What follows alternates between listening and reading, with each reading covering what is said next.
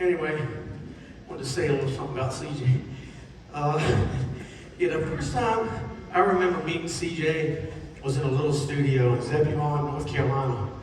It was 1986. And Bill had known CJ for a little while. And he asked CJ if he'd be interested in coming down and singing on a couple of tunes we had written. And he said, sure, man. He goes, is it cool if I change a few things? And we were like, yeah, man, make it your own, you know. So I remember, I think I was in the bathroom or something. It was in the front of the studio, and I heard a knock at the door. And it was nighttime, so the door was locked. And it was a glass door. And I went up, and I could see him through the door. Long brown hair, cool ass jacket he had on, snakeskin boots. And I mean, he looked like a rock star already. I was like, I was starstruck because, I mean, I'm a little kid from Virginia, you know, and I'm coming, you know. Anyway, so he came, I opened the door and I said, "Hey man, how you doing? I'm Michael." He goes, "I'm Carl." And that's what everybody called him back then, was Carl. You know, that was his name. And,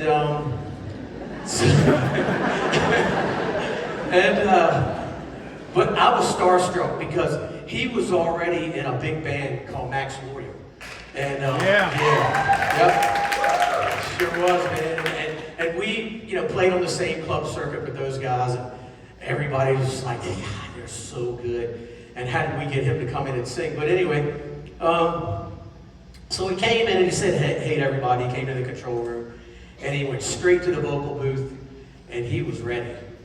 And let me tell you, when he started singing, I mean, I'd never heard, you know, and it was our song, so my jaw hit the floor. And I was like, "Oh my God." And I didn't want him to see me, so I actually dropped to the floor in the control room so he couldn't see me. And because I didn't want to scare him away or him to think, "What's wrong with this guy?" And it was at that moment I knew we had something special, that we were going place with CJ. I'm going place. I knew it. I mean, it's like it was the missing link, man. He was anyway, he was great.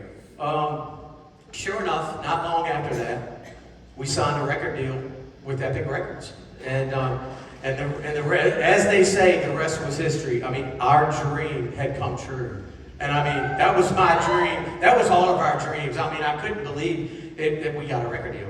And our songs were on the radio. Our videos were on MTV. We won an American Music Award. I mean, I was